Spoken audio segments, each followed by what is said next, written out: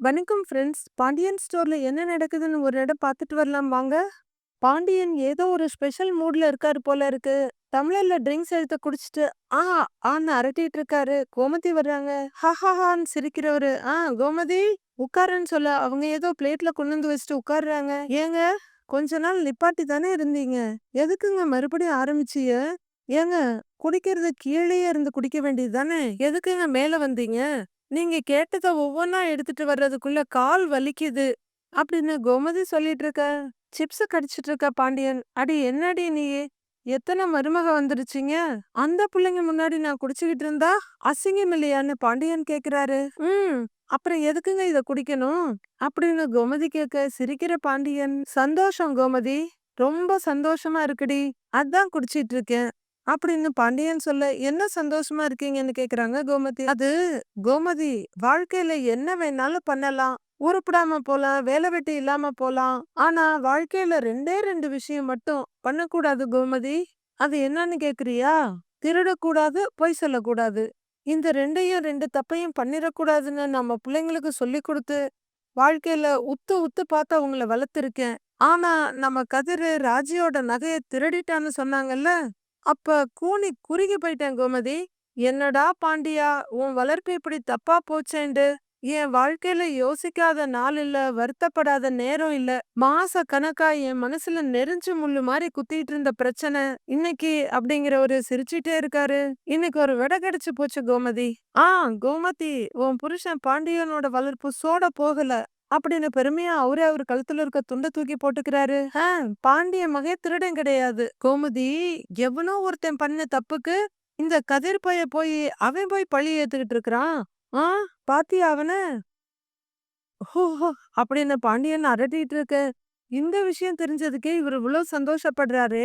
ராஜிய கதிர் இழுத்துட்டு போகலன்ற விஷயம் தெரிஞ்சா அப்படின்னு கோமதி யோசிச்சுட்டு உட்கார்ந்துருக்க. பாக்குற பாண்டியன், ஏய் ஏய் ஏய், என்ன யோசிக்கிறவ அப்படின்னு கேட்க. அப்படிங்கிற கோமதி, ஒண்ணும் இல்லைங்க, நம்ம கதிர் அந்த விஷயத்துல மட்டும் தப்பு பண்ணாம இல்லைங்க அப்படின்னு கோமதி ஆரம்பிக்க. அப்புறங்கிறாரு பாண்டியன், எந்த விஷயத்திலயுமே தப்பு பண்ண மாட்டான்னு சொல்ல வந்தேங்கன்னு சமாளிச்சுக்கிறாங்க. அடியே, சரியான ஆளுடி நீ. அதுக்காக உன் பிள்ளைய எதுக்குமே விட்டு தராம பேசுவியா நீ? ஹா, சொன்ன பேச்சு கேட்கறது கிடையாது. சொல்லாம வேலைக்கு போறது, நம்ம கிட்ட சொல்லாம கொள்ளாம அந்த புள்ளைய அங்க கூட்டிட்டு போறது, இங்க கூட்டிட்டு போறது. சரி, அது கூட அவன் பொண்டாட்டி எங்கேயோ கூட்டிட்டு போகட்டும். நீயே மனசாட்சிய தொட்டு சொல்லு, அவன் சின்ன சின்ன தப்புன்னு இதுவரைக்கும் எதுவும் செய்யலையான்னு பாண்டியன் கேக்குறாரு. அப்படியே உன் பெத்த புள்ளைய அப்படியே ஒரேடியா நல்லவனாக்க பாக்குற? நல்லபடி நீ. ஆனா ஒரு விஷயம் கோமதி, அவன் கதிரு நல்லவன் தான், அதுலெல்லாம் மாற்றம் கிடையாது. சத்தியமா நல்லவன் தான் கதிரு. என்ன தெரியுமா அவன்? அந்த புள்ள ராஜி யாரும் குறை சொல்லிடக்கூடாதுன்னு நான் தான் நகைய திருடினேன்னு இத்தனை நாளா பழிய சுமந்துட்டு நிக்கிறான். கோமதி, நம்ம பைய கதிரு சும்மா சொல்லக்கூடாது. தங்கமான பயலாத்தான் இருக்கான் கதிரு அப்படின்னு பாண்டியன் சொல்லிட்டு இருக்க.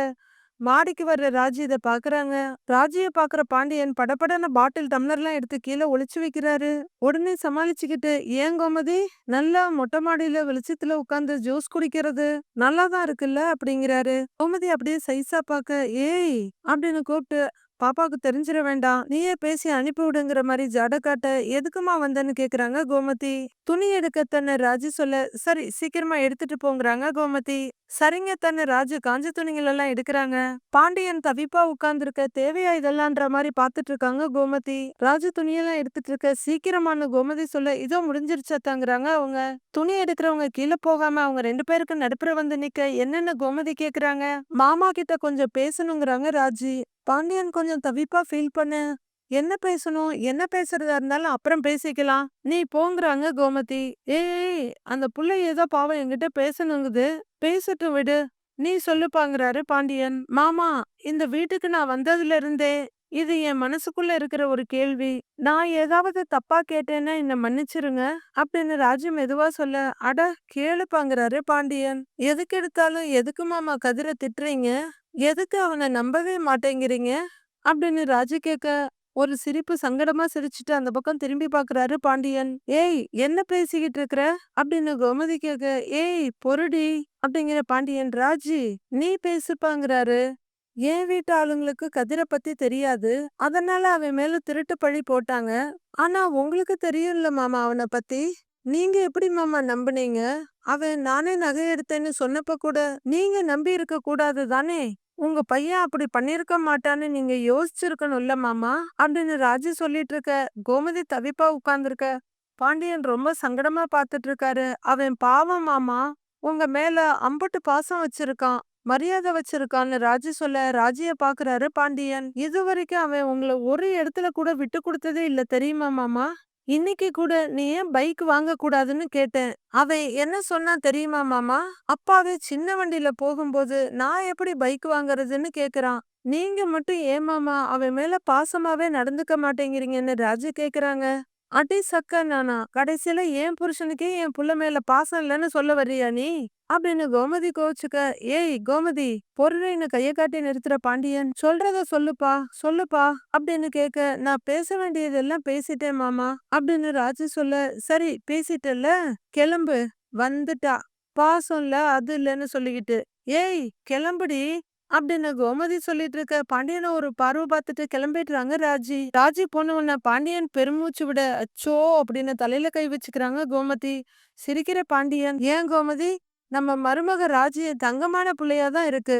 புருஷனை குறை சொன்ன உடனே எப்படி சண்டைக்கு வருதுன்னு பாத்தியில்ல அப்படின்னு சிரிச்சுக்கிட்டே மறுபடி பாட்டில் டம்ளர் எல்லாம் மேல எடுக்கிறாரு. நல்லா சொன்னீங்க. இருந்தாலும் ஏன் மருமக தானே நல்லாதான் இருப்பா. சரி ஒரு உண்மையை சொல்லுங்க, எதுக்கு கதிர் மேல அன்பு காட்டவே மாட்டேங்கிறீங்க அப்படின்னு ராஜி கேட்ட அதே கேள்விய கோமதியும் கேக்குறாங்க. ஒரு விஷயம் கோமதி, என்னைக்குமே அப்பங்க பாசம் வெளியே தெரியாதுதான் நான் ஒத்துக்கிறேன். ஆனா மனசு பூரா பெத்த புள்ளைங்க மேல அம்புட்டு பாசம் வச்சிருக்கவன் தாண்டி தகப்பேன் அப்படின்னு பாண்டியன் சொல்ல. அத மனசுக்குள்ள வச்சு என்னதாங்க பண்ண போறீங்க? அப்பப்ப அன்பா 4 வார்த்தை பேசலாம் இல்லங்க அப்படின்னு கோமதி கேக்க. அடி போடி, இந்த அப்பன் மகன் பாசமெல்லாம் உன்கிட்ட எடுத்து விலாவாரியா சொல்லிட்டு இருந்தா உனக்கு ஒன்னும் புரியாது அப்படின்னு பாண்டியன் சொல்ல. ஆமாமா உங்களுக்கு தான் எல்லாம் புரியுமாக்கும் அப்படிங்கிற கோமதி பாண்டியனையே அப்படியே லுக் விட்டுட்டு இருக்காங்க. கீழ பசங்க 4 பேரும் சிரிச்சிட்டு இருக்காங்க சோஃபால உட்காந்து. பாண்டியன் கொஞ்சம் தள்ளாட்டமா வர அவங்க தோல்ல தாங்கி பிடிச்சிட்டு வராங்க கோமதி. ஏங்க பாத்துன்னு சொல்ல.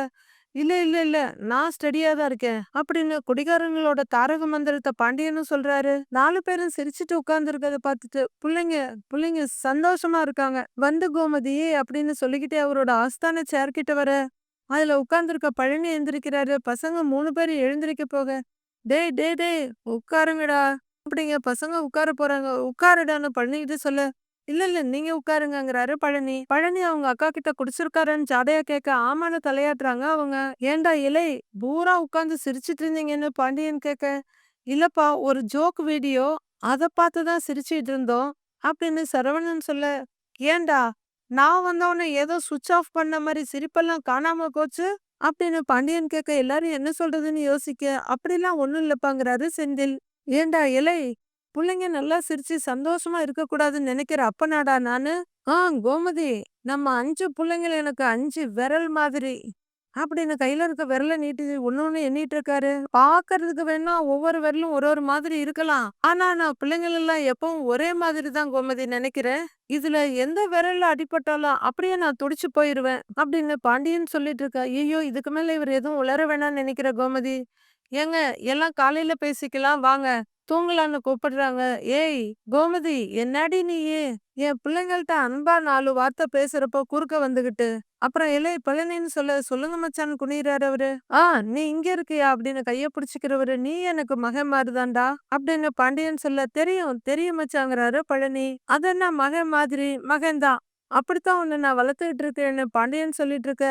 அச்சோ ஆரம்பிச்சுட்டாரான்னு தலையில கைய வச்சுட்டு நிக்கிறாங்க கோமதி. நல்லா இருடான்னு பழனிகிட்ட சொல்லிட்டு இருக்கவரு கதிரை பாக்குறாரு. கதிர் பேசாம வேற பக்கம் தலைய குனிஞ்சுக்க. டேய் கதிரு, எனக்கு ஒரு விஷயம் கேட்கணும்டா. உன் மேல பாசம் வைக்காம நான் இருக்கேன்னு என்னைக்காவது நினைச்சிருக்கியாடா? ஏலே உன்கிட்ட தான் கேக்குறேன் சொல்லுடா அப்படின்னு பாண்டியன் கேட்க. இல்லன்ற மாதிரி தலையாட்டுறாரு கதிரு. இல்ல இல்ல என்ன ஒண்ணு, நான் என்ன பேசினாலும் இவன் எத்துதான் பேசுவான், வில்லங்கமா தான் பேசுவான்.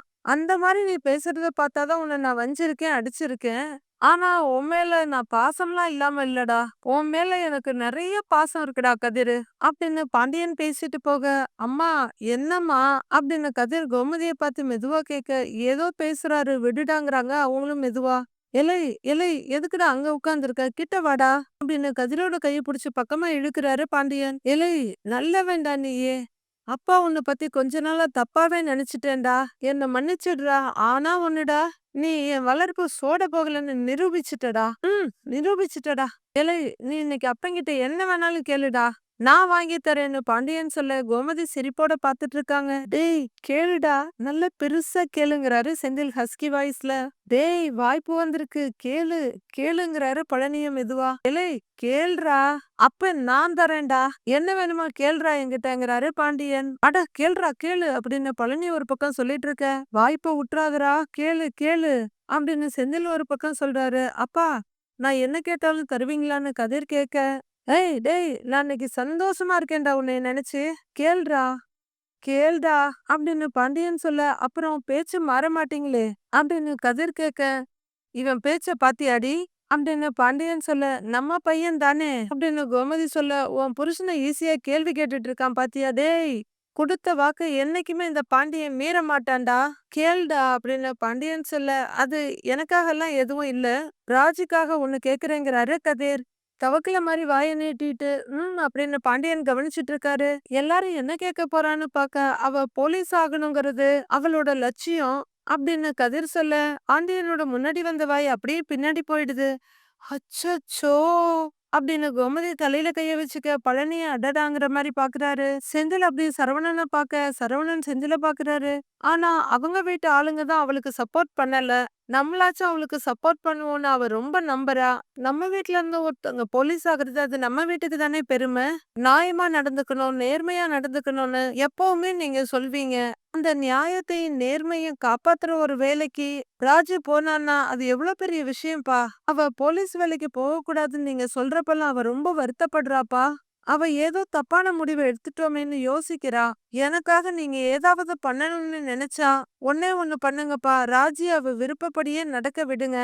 அவ ஆசைக்கு குறுக்க நிக்காதீங்கப்பா ப்ளீஸ் அப்படின்னு கதிர் சொல்லி முடிக்க, அட ஏண்டாங்கிற மாதிரி தலையில அடிச்சுக்கிறாரு பழனி. அச்சச்சோ அப்பா என்ன சொல்ல போறாருன்னு சரவணனும் செந்திலும் பாத்துக்கிட்டு இருக்காங்க. போதையில இருந்த பாண்டியன் தெளிஞ்சு, உங்கிட்ட எல்லாம் மனுஷன் பேசுவானாடா மனுஷன் பேசுவாடான்னு தலையில பட்டு பட்டுன்னு அடிச்சுக்கிறாரு. கோமதி பயந்து போறாங்க. ஒரு அப்பா நம்ம கிட்ட அன்பா பேசுறாரே, நம்மளும் அவர்கிட்ட பதிலுக்கு அன்பா பேசுவோமேன்ட்டு இல்லாம சரி அப்பாவை பத்தி ஏதாவது சந்தோஷமா பேசுவோன்ட்டுலாம் இல்ல. எனக்கு எது பிடிக்காதோ அதை தான் மனசுல வச்சுக்கிட்டு கேக்குற.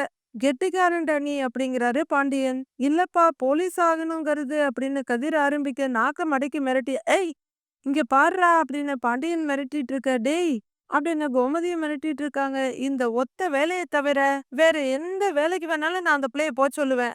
எல்லாத்தையும் நான் பாத்துக்கிறேன். நான் சம்மதிக்கிறேன் அப்படின்னு பாண்டியன் சொல்ல, இல்லப்பா அது அவளோட கனவுங்கிறாரு கதிர். ஐயையையையையே! எந்த நேரத்துலடி பெத்த இவன? அப்படின்னு பாண்டியன் ஒரிஜினல் குணத்த காமிச்சிட, என்னங்க? அப்படின்னு கோமதியும் தயக்கமா கேக்குறாங்க. சொல்றேன். ஆளும் மண்டையும் பாரு. அன்பாவே பேச மாட்டியாடா நீ? ஹம், கொடுமைடா. ஒரு ஆளுன்னு உன்னை மதிச்சு நான் பேசினேன் பாரு. என்னைய என்னைய சொல்லணும்டா அப்படிங்கிற பாண்டியன் எழுந்திருக்க முடியாம எழுந்திருச்சு நிக்க, அப்பா பாத்துப்பான்னு பதறாரு சரவணன். மச்சான் மச்சான் மச்சான் அவன் ஏதோ தெரியாம கேட்டு அப்படின்னு பழனி சொல்லிட்டு இருக்க. ஏய் ஷ் அப்படிங்கிற பாண்டியன் திரும்பி நிக்க, ஏங்க எங்க போறீங்க நீங்க இப்போ அப்படின்னு கோமதி கேட்க, எங்க மொட்டை மாடிக்குதான்னு கைய காட்டுறாரு பாண்டியன். ஏங்க என்னங்க மறுபடியும் குடிக்கிறதுக்கா அப்படின்னு கோமதி கேட்க, அப்பா அப்படின்னு சரவணனும் மச்சான்னு பழனியும் பதறாங்க. என்னடா நீ அப்படின்னு கதிர்கிட்ட சலிச்சுக்கிற கோமதி, என்னங்க இருங்க வரேன்னு கூடவே போறாங்க. ஏன்டா கதிரு அப்பா கிட்ட எப்படி பேசணும்னு உனக்கு தெரியாது அப்படின்னு சரவணன் கேட்க, உனக்கு அப்படியே தெரியுமாடா அப்படின்னு பழனி கேட்க, மாமா கொஞ்சம் சும்மா இருக்கியா அப்படின்னு சரவணன் சொல்ல, போடா அப்படின்னு பழனி சொல்றாரு. அண்ணே அவன் தப்பா எதுவும் சொல்லிடலையேன்னு ஏதாச்சும் உனக்கு வேணுமான்னு கேட்டாரு. அவனுக்கு என்ன தேவையோ அதைத்தானே அவன் சொன்னான் அப்படின்னு செந்தில் சொல்ல, டேய் செந்திலு நீயும் வர வர அவன மாதிரியே ஆயிக்கிட்டு இருக்க. அப்பா இப்ப அப்செட்டா போயிருக்காரு. நான் போய் என்ன ஏதுன்னு பாத்துட்டு வரேன் அப்படின்னு சரவணன் எழுந்திருக்க, போனே போ அப்படின்னு செந்தில் கிண்டலா சொல்லிட்டு இருக்காரு. டேய் கதிரு அப்பா சொல்றதெல்லாம் பெருசா எடுத்துக்காதடா. அந்த புள்ள என்ன ஆசைப்படுதோ அதை செய்யட்டும். நீ அந்த புள்ளைக்கு துணையா நில்லு. எல்லாம் சரியா நடக்கும்னு செந்தில் சொல்ல, "அதத்தானே நானும் பண்ணுவேன்" அப்படின்னு கதிர் சொல்றாரு. பழனி ரூம்குள்ள பாய விரிச்சிட்டு இருக்க. உள்ள வர்ற சுகன்யா ஒரு நிமிஷம் தயங்கிட்டு பெட்டுகிட்ட போறாங்க. அவங்க கண்ணாடி முன்னாடி நின்னு அவங்கள ஒரு பார்வை பார்த்துட்டு கையில இருக்க வளையல்லாம் கழட்டிட்டு இருக்க. பழனி மேல இருந்து ஒரு தலவாணி எடுத்து கீழ வைக்கிறாரு. பக்கத்துல வர்ற சுகன்யா உச்சி கொட்டிட்டு தலவாணிய மறுபடியும் மேல வைக்கிறாங்க. பழனி கொஞ்சம் பயத்தோட, "சுகன்யா என்ன பண்றேன்னு?" கேக்குறாரு. சுகன்யா பதிலே சொல்லாம ஒரு காலுக்கடியில இருக்க போர்வையை இழுக்க, "சுகன்யா என்ன பண்ற நீ?"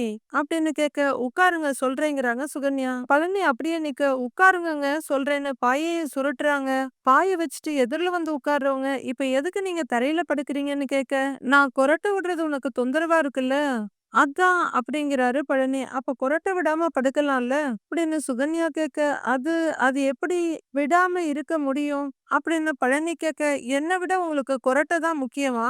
அப்படின்னு சுகன்யா கேட்க, "நான் என்ன ஆசைப்பட்டா கொரட்டை விடுறேன்? அதுவும் வந்துருது" அப்படின்னு பழனி சொல்ல, "கொஞ்சம் கொஞ்சமா கண்ட்ரோல் பண்ணுங்க. கொரட்டைய நிறுத்த 10 வழிகள் இருக்குன்னு என்னென்னமோ வீடியோ எல்லாம் வருதுல்ல, அத பார்த்து முயற்சி பண்ணுங்க" அப்படின்னு சுகன்யா சொல்ல, கொஞ்சமா தலைய குனிஞ்சிட்டு சரின்னு தலையாட்டுறாரு பழனி.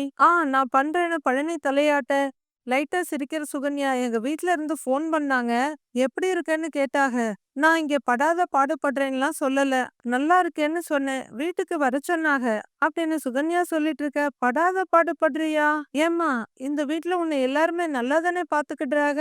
அப்படின்னு பழனி கேட்க, "ஹா இருக்கிற ரூம்ல பகல்ல கொஞ்ச நேரம் படுக்கலாம்னா யார் ரூம் காலியா இருக்குன்னு தேட வேண்டியிருக்கு. யாரோ குடியிருக்கிற வீட்ல உள்வாடகைக்கு குடியிருக்கிற மாதிரி இருக்கு" அப்படின்னு சுகன்யா சொல்ல, "சரி சரி சீக்கிரமாவே ரூம் ஏற்பாடு பண்ணிடலாம்" அப்படின்னு பழனி சொல்ல, "பண்ணுங்க. நாளைக்கு நம்ம எங்க வீட்டுக்கு போலாமான்னு?" கேக்குறாங்க சுகன்யா. "நாளைக்கா?" அப்படின்னு பழனி யோசிக்க, "ஆமா, நீங்க என்னை வெளியில கூட்டிட்டு போறதா சொன்னீங்கல்ல, நாளைக்கு நாம சினிமாவுக்கு போயிட்டு அப்படியே வீட்டுக்கு போயிரலாம் சரியான்ற மாதிரி சுகன்யா கேட்க, "இல்ல, நாளைக்கும் நாளை மறுநாளும் முகூர்த்த நாளு. கடையில நிறைய வேலை இருக்கும். அதான்" அப்படின்னு பழனி சொல்லிட்டு இருக்க. "2 நாளையில என்னை வெளியில கூட்டு போறேன்னு சொன்னீங்களே, அப்ப முகூர்த்த நாள்ங்கிறது உங்களுக்கு ஞாபகம் இல்லையா? குழந்தை முட்டாய் கேட்டா நாளைக்கு வாங்கி தரேன்னு சொல்லி சமாளிப்பாகல்ல, அந்த மாதிரி என்கிட்ட சமாளிக்கலாம்னு நினைச்சீங்களா?" அப்படின்னு சுகன்யா கோவமா கேட்க, "இல்ல இல்ல சுகன்யா" அப்படின்னு பழனி தயங்கிட்டு இருக்க. "என்ன சொல்ல போறீங்க? நீ கத்தாத, எல்லாருக்கும் கேக்கும்னா கேக்கட்டும், எனக்கு என்ன வந்துச்சு? 24 மணி நேரமும் கடை கடை கடை பத்தி மட்டுமே யோசிக்கிறீங்களே, கடை தான் முக்கியம்னா அதையே கல்யாணம் பண்ணிட்டு போ வேண்டியது தானே? என்னைய என்ன வெங்காயத்துக்கு கல்யாணம் பண்ணீங்க? என்னைய பார்த்தா இளிச்சவாய் மாதிரி தெரியுதா? ஊருக்காக ஒருத்திய கல்யாணம் பண்ணி வீட்ல வச்சுட்டு நம்ம இஷ்டத்துக்கு இருக்கலாம்னு நினைச்சிட்டியா நீ? அப்படின்னு ஹை பிட்ச்ல ஒத்தையில கத்துற. சுகன்யா ஆசையா பேச தெரியல 4 வார்த்தை. ஒரு முழம் பூ வாங்கி தர தெரியல. ஒரு சினிமாவுக்கு கூட்டிட்டு போக தெரியல. சரி, உனக்கு தான் எதுவும் தெரியல. ஒரு பொம்பளைய வாய் விட்டு கேக்குறாளே, அப்படியாச்சும் ஏதாச்சும் பண்ணணும்னு உனக்கு தோணலல்ல? அப்படின்னு ஒருமையில சகட்டு மேனிக்கு விளாசுறாங்க சுகன்யா. "ஏய் ஏய் ஏய் கத்தாத கத்தாத, அமைதியா பேசு. இப்ப என்ன உனக்கு படத்துக்கு போகணும் அம்புட்டு தானே? நான் கூட்டிட்டு போறேன் கூட்டிட்டு போறேன்" அப்படின்னு பழனி சரண்டர் ஆக, "படத்துக்கு போயிட்டு வீட்டுக்கும் போகணும்" அப்படிங்கிறாங்க சுகன்யா. "அது கஷ்டம்னு அவர் சொல்ல, சுகன்யா முறைக்கிறாங்க. "படத்துக்கு மட்டும் இப்ப போலாம், வீட்டுக்கு இன்னொரு நாள் போலாமேன்னு" பழனி கேட்க, சுகன்யா முறைச்சுக்கிட்டே உட்கார்ந்துருக்காங்க. கொஞ்சம் பக்கத்துல வந்து உட்கார்ற பழனி, "ஏய் please please please Sukanya, please ப்ளீஸ்ன்னு" மறுபடியும் அவர் கெஞ்சிட்டு இருக்க. சுகன்யா தலையில கைய வச்சுக்கிறாங்க. "இல்ல, கண்டிப்பா நான் இன்னொரு நாள் கூட்டிட்டு போவேன், என்ன நம்பு" அப்படின்னு அவர் சொல்ல. "படத்துக்கு எப்ப போறோம்?" அப்படின்னு கராரா கேக்குறாங்க சுகன்யா. "நாளைக்கு ஓகேவான்னு" பழனி கேட்க, "கண்டிப்பா?" அப்படின்னு சுகன்யா கேட்க, கண்டிப்பாங்கிறாரு பழனி. "சத்தியமா?" அப்படின்னு சுகன்யா கேட்க, "சத்தியமாங்கிறாரு" அவரும். "பேச்சு மாறுனீங்க அம்புட்டுதான்" அப்படின்னு கொஞ்சம் மரியாதையா சுகன்யா சொல்ல, "இல்ல இல்ல, நான் பேச்செல்லாம் மாற மாட்டேன் மாற மாட்டேன்" அப்படின்னு பழனி சொல்ல, தூங்கலாமாங்கிறாங்க சுகன்யா. பழனி எந்திரிக்க, "இதோ பாருங்க, நீங்க தூங்குங்க, தூங்காம போங்க, ராத்திரி பூரா முழிச்சிட்டுருங்க. அத பத்தி எனக்கு எந்த கவலையும் இல்ல. ஆனா கொரட்ட மட்டும் விடாதீங்க.